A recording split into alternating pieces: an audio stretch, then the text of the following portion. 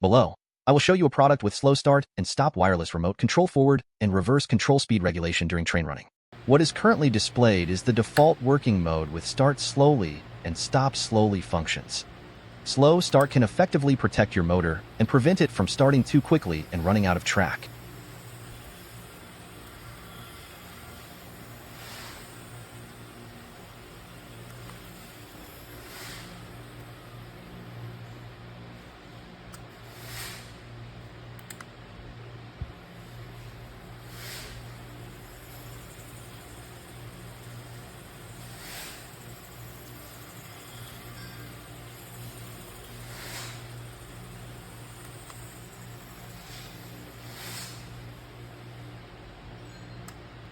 We are currently switching to T mode.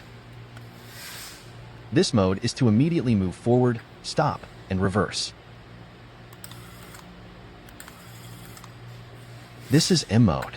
Press and hold on button motor forward or reverse. Release button, motor stop.